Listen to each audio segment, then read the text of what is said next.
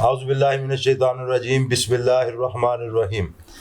आज हमारा एक जो प्याफ का ग्रुप है उसकी तरफ से तमाम पाकिस्तानियों को 14 अगस्त के हवाले से मुबारकबाद देने के हवाले से और पाकिस्तान की जिसको हम जश्न आज़ादी कहते हैं उस हवाले से एक बैठक है।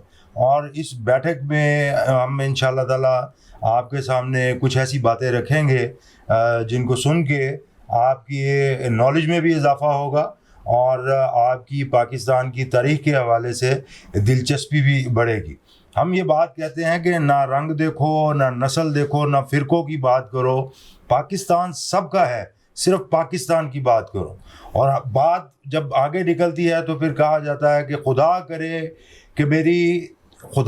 कि मेरी अर्ज़ पाक पे उतरे वो फसले गुल जिसे अंदेशा ज़वाल ना हो। हमारे साथ आज के इस प्रोग्राम में हमारे सीनियर कायदीन जनाब मियाँ शफ़क़त साहब, जनाब इंजीनियर सुहेल लशारी साहब, सैयद महमूद गज़नवी साहब, चौधरी वाजिद साहब, फ़ारूक एहसान ख़ान साहब मौजूद हैं। मैं गुफ्तगू का आगाज़ जो है वो हमारे प्रेसिडेंट चीफ प्याफ जनाब इंजीनियर सुहेल लशारी साहब से करूँगा और उनसे दरख्वास्त करूँगा कि सर जो 78 साल पाकिस्तान के गुज़रे हैं उनमें ये जो साल गुज़रा है बड़ा खसूसियत का हामिल है, इस वजह से कि पाकिस्तान ने जो कारनामे इस साल सर अंजाम दिए हैं, सरहद पार बैठे दुश्मन को जिस तरह से नाको चने चबवा दिए हैं, पूरी कौम का मोराल बहुत हाई है। तो चेयरमैन साहब please over to you sir. शुक्रिया। बिस्मिल्लाहिर्रहमानिर्रहीम। आज हमें फ़ख्र है कि हम 79th इंडिपेंडेंस डे की सेलिब्रेशन में यहाँ बैठे हैं। देखिए, हमें सेलिब्रेट करना बड़ा ज़रूरी है, कौम को ये याद दिलाना ज़रूरी है कि हमने आज़ादी कैसे हासिल की, और मगर उसके साथ साथ हमें पाकिस्तान के लिए कुछ प्लेज भी करना चाहिए कि हम आइंदा ज़िंदगी में पाकिस्तान कैसे ग्रो करेगा।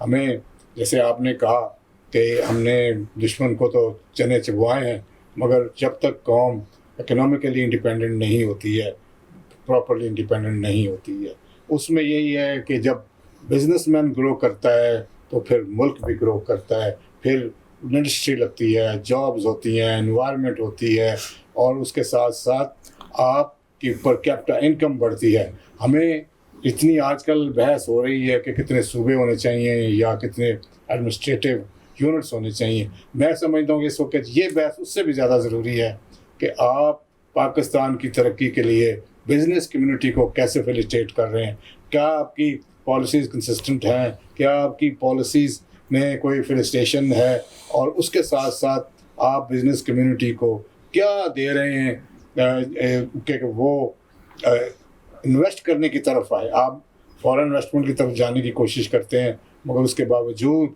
हमें डोमेस्टिक इन्वेस्टमेंट की ज़रूरत है। और हम समझते हैं कि जब तक हम सब एक पेज पे नहीं होते, ख़ास तौर पे जो मेरे ज़हन के मुताबिक 6 पिलर्स ऑफ द स्टेट हैं, उसमें पार्लियामेंट है, उसके साथ साथ फ़ौज है, उसके साथ फिर बिज़नेस कम्युनिटी है, ब्यूरोक्रेसी है, जजेस हैं, और फिर मीडिया है। ये जब तक एक पेज पे नहीं होते तो हम इसी तरह बटे रहेंगे और हम उस तरक्की की मंजिल की तरफ नहीं जा सकेंगे जो पिछले हम 79 ईयर्स में नहीं कर सके। मगर उसके बावजूद सारी कौम बहुत हौसले में है, अपने लिए पूरा काम करने की कोशिश कर रही है। ज़रा सा भी हुकूमत और बिज़नेस कम्युनिटी अगर एक दूसरे का हाथ पकड़ लेते हैं तो within next 10-15 years Pakistan भी एक मिडिल क्लास इकॉनमी में चला जाएगा। Let's celebrate this time and let's pledge this time to build Pakistan, to build industries, क्योंकि जब इंडस्ट्री ग्रो करेगी तो सारा मुल्क ग्रो करेगा। जिंदाबाद पाकिस्तान। जी, बहुत अच्छा पैगाम है हमारे बिज़नेस कम्युनिटी की तरफ से पूरी कौम के लिए। इंजीनियर सुहेल लशारी साहब ने बड़ी खूबसूरत बात की है। इकॉनमी आपकी मजबूत होगी तो आप बहुत अच्छे अपने सफ़र को भी इंजॉय करेंगे। तरक्की तो इंशाअल्लाह ताला हम करेंगे, मगर जो तरक्की की मनाजिल तय करते हुए वो जो सफ़र है उसको भी इंजॉय करना बड़ा ज़रूरी है। उसके लिए आपका मोराल जो है वो बहुत हाई रहना चाहिए। एक अल्लामा इकबाल का बड़ा खूबसूरत शेर मेरे जहन में आता है। वो कहते हैं कि खुद ही को कर बुलंद इतना कि खुदा खुद पूछे कि बता तेरी रज़ा क्या है। अब ये खुद ही क्या चीज़ है, ये खुद शनासाई है।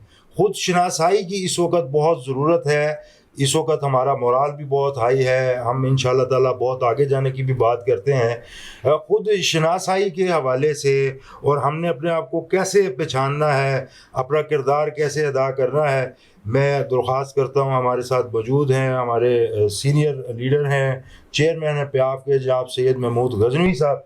सर आप ज़रा 14 अगस्त के हवाले से अपनी भी जो है ना वो ख्यालात का इज़हार करें। बिस्मिल्लाहिर्रहमानिर्रहीम। बहुत शुक्रिया राजा साहब। इस मरतबा जो आज़ादी हम मना रहे हैं वो एक बड़े डिफरेंट माहौल में है।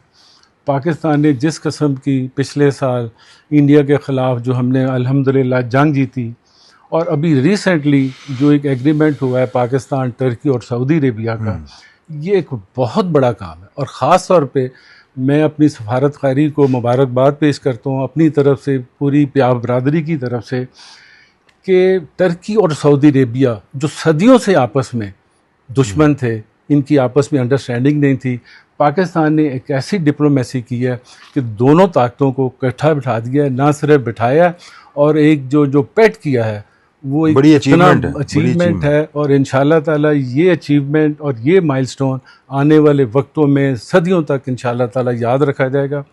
और हम समझते हैं कि ये जो इस वक्त पाकिस्तान जो डिप्लोमेसी में पूरी दुनिया में माशाल्लाह अल्हम्दुलिल्लाह कर रहा है, माशी तौर पे भी इंशाल्लाह ताला आप नियर फ्यूचर में देखेंगे कि ये उन मज़ाइल को भी तय करेगा। जिस तरह बहुत बड़ा एक प्रोजेक्ट ग्रीन पाकिस्तान का जो आपके डेजर्ट में लग रहा है, और मैंने उसको वीडियो देखी है, और इतना मोटिवेटिंग किस्म का गवर्नमेंट वो एफर्ट कर रही है कि करोड़ों एकड़ ज़मीन है जो बंजर थी, उसमें से 10-15% अल्हम्दुलिल्लाह हमने आबाद कर ली है, और बाकी के लिए भी हम आबाद करने जा रहे हैं।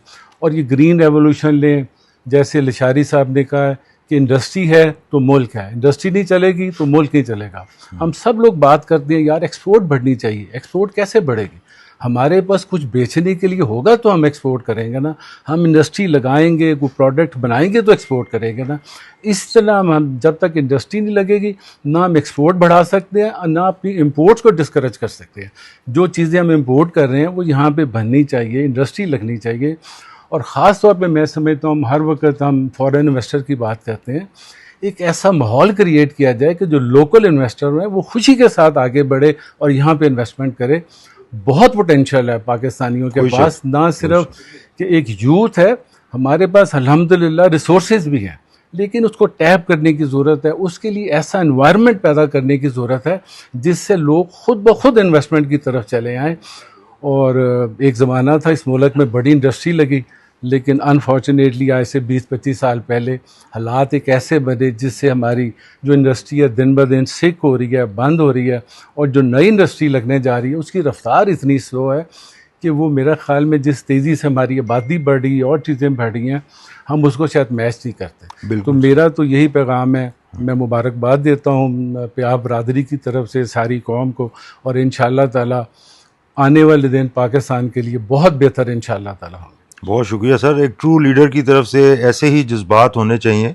ये जो परचम आप मेरे हाथ में देख रहे हैं ये सिर्फ एक परचम नहीं है, इसमें शोहदा का खून शामिल है, इसमें हमारे बुज़ुर्गों का ईमान शामिल है, उनकी मेहनत शामिल है। इस परचम को इंशाल्लाह हमेशा जो है सो सरबुलंद रखेंगे। मैं जाते जाते अपने नौजवान हमारे साथ लीडर मौजूद हैं फ़ारूक एहसान ख़ान साहब, उनसे दरख्वास्त करता हूँ कि आप अपनी यूथ के लिए, नौजवानों के लिए, बिज़नेस कम्युनिटी के लिए 14 अगस्त के हवाले से क्या पैगाम देते हैं? जी बिस्मिल्लाहिर्रहमानिर्रहीम। बहुत शुक्रिया राज साहब। देखें, हमारी जो यूथ है उसको ये समझना बहुत ज़रूरी है कि हमारे बुज़ुर्गों ने बड़ी मेहनत से इस मुल्क को हासिल किया, उनकी लाजवाल कुर्बानियाँ हैं, और उन कुर्बानियों को कभी नहीं भूलना चाहिए कि जिन्होंने अपने आप को सेक्रीफाइस किया, अपनी ज़िंदगियों को, अपने कारोबार को सेक्रीफाइस करके और एक मिशन लेके इस मुल्क में आए। और कायद आज़म का जो विज़न था कि ये एक ऐसी स्टेट बनेगी जो दुनिया में एक जिसे मिसाली रियासत हम बनाएंगे। तो जो कुर्बानियाँ हमारे बुज़ुर्गों ने दी हैं, जैसा पाकिस्तान हमें अब मिला है, हमारा ये काम है कि हम अपनी पूरी एफर्ट के साथ जितनी भी आपकी कैपेसिटी है इस मुल्क को सर्व करें, नेक नीयती से सर्व करें, और ग्रो करें, जिसमें ख़ास तौर पे हमें टेक्नोलॉजी को सीखने की बहुत ज़्यादा ज़रूरत है, साइंस में जाने की बहुत ज़्यादा ज़रूरत है। साइंस और टेक्नोलॉजी और ऐसी चीज़ें जिसकी वजह से दुनिया आज तरक्की कर रही है, वो सारे उलूम हमें सीखने की बहुत ज़रूरत है। आप जदीद मशीनरियाँ लेके आएँ प्रोडक्शन में, आपने देखा होगा जैसे चाइना ने बड़ी तेज़ी से तरक्की की। अब चाइनीज़ मशीनरियाँ ऐसी बन रही हैं कि उन्होंने दुनिया की जो मोस्ट इफ़ेक्टिव मशीनरी होती थी, जिस तरह जर्मनी की थी, उनको भी मात दे दी है। तो हमें जदीद आप समझ लें कि वो चीज़ें सीखने की ज़रूरत है और उसको इम्प्लीमेंट करने की ज़रूरत है। तो मेरी जो हमारी यूथ है उनसे दरख्वास्त होगी कि आप अपने मुल्क के लिए बढ़ चढ़ के उसकी तरक्की में हिस्सा लें। बहुत शुक्रिया फ़ारूक हसन खान साहब। इनका कहने का बिल्कुल ये मकसद है कि जो कोई जहाँ कहीं भी है, अगर आप तालीम हासिल कर रहे हैं तो दिल लगा के पढ़ें। कोई अपनी जॉब कर रहा है तो वो 1 घंटा एक्स्ट्रा काम जो है वो करे। जो बिज़नेस करता है उसके लिए ये है कि वो 2 घंटे एक्स्ट्रा, 1 घंटा पहले शुरू करें, 1 घंटा बाद में ख़त्म करें। इस वक्त मुल्क को बड़ी मेहनत की बड़ी ज़रूरत है, क्योंकि अब रास्ता बिल्कुल सामने है, क्लियर है, मंजिल साफ नज़र आ रही है और मिलजुल के इंशाअल्लाह ताला इस मंजिल को हासिल करेंगे, वहाँ तक पहुँचेंगे। मुश्किलात आएंगी, उन्हीं मुश्किलात के हवाले से ये कहा जाता है कि तुंदिए बादे मुखालिफ से ना घबराए उकाब, ये तो चलती है तुझे ऊंचा उड़ाने को। और हम जब भी ये समझते हैं, मिनासुल ग्रुप हमारी जो एक टीम है, हमारा जब भी कभी कोई मोराल डाउन हो किसी हवाले से, हमें जो शख्सियत मोटिवेट करते हैं, हमें जो लीड करते हैं, हमारे जो कायद हैं, हमारे रहबर हैं, आज हमारे साथ मौजूद हैं जनाब मियाँ शफकत अली साहब। सर, मैं आपसे दरख्वास्त करता हूँ 14 अगस्त के हवाले से आप हमारी ताजर बरादरी को, हमारी पूरी कौम को क्या पैगाम देंगे? पहले तो मुझे इनवाइट करने का शुक्रिया। एक परसेप्शन पाकिस्तान में ये दी जा रही है कि हम तरक्की याफ्ता नहीं है या तरक्की नहीं कर रहे। हमें अपने गिरबान में मुंह डालना चाहिए कि हम शुरू कहाँ से हुए। पाकिस्तान जब बना था, इतनी बड़ी माइग्रेशन कहीं नहीं हुई दुनिया में। 1 करोड़ लोग माइग्रेट किए हैं पाकिस्तान से इंडिया, इंडिया से पाकिस्तान, और 15 लाख ने अपनी जान की कुर्बानी दी है। मैं मुसलमान, हिंदू, सिख की बात नहीं कर रहा, सब की बात कर रहा हूँ। इतनी बड़ी माइग्रेशन हो रही हो, आप ये अंदाजा करें कि 1 करोड़ बंदा एक नए मुल्क में आता है, उसके पास तो कुछ भी नहीं, जीरो बल्कि माइनस है। बिल्कुल, वहां से यहाँ पे आज हैं, वहां पे आए हम। ये चीज को अप्रिशिएट करना चाहिए। मायूसी कोई नहीं है, हमारी ग्रोथ स्लो है। मेरे हिसाब से प्रायोरिटीज है कि आपने अपना डिफेंस ठीक करना है, आपने अपनी पॉलिटिक्स ठीक करनी है, या इकोनॉमिक कंडीशन ठीक करनी है। बस बहुत सारे मुल्क दुनिया में ऐसे हैं जिनकी एक तरफ से फौज आई और दूसरी तरफ निकल गई, मुल्क कब्जे में हो गया क्योंकि उनका डिफेंस कमजोर था। बहुत सारे मुल्क इंक्लूडिंग जापान इकोनॉमिक में बहुत पक्के, ना उनके पास डिफेंस है ना उनके पास फौज है। अभी जो प्रायोरिटी चल रही है इस मुल्क में, वो डिफेंस इज नंबर 1, जो प्रूव किया गया पिछले 2 सालों में। और उस डिफेंस की वजह से ये बड़े बड़े अमीर मुल्क हमसे कॉपरेशन कर रहे हैं। टर्की को कब अमीर है, सऊदी अरेबिया को कब अमीर है, क्यों हमारे पास आए? आपके मजबूत डिफेंस की वजह से। मेरे अंदाजे से, मेरा कोई इख्तलाफ भी हो सकता है कि हमारा मुल्क ठीक चल रहा है, हमारी इकोनॉमिक ग्रोथ कम है। उसको अब छोटी सी, जैसे ड्राइविंग सीट चल रही है ना गाड़ी, तो छोटी मोटी करेक्शन है, वो इंशाल्लाह हम कर लेंगे। दूसरा जो बात है कि हमारे पास हाई टेक्नोलॉजी नहीं, इन्वेस्टमेंट की बात हो रही थी। इन्वेस्टमेंट की स्टेजेस है, पहले लोकल इन्वेस्टर इन्वेस्ट करेगा, फिर आपके लोग जो बाहर है, जो आपको डॉलर कम होते हैं पूरे करते हैं, वो आगे इन्वेस्ट करेंगे, फिर फॉरेन इन्वेस्टर आएगा। और हमें डिफेंस की बात हो रही है, एक्सटर्नल एंड इंटरनल। हमें एक्सटर्नल जो डिफेंस था वो तो हमने कर लिया, अब हमें इंटरनल, हमारे अंदर जो लोग बैठे हुए हैं और नुकसान पहुंचा रहे हैं, उनको एड्रेस कर रहे हैं।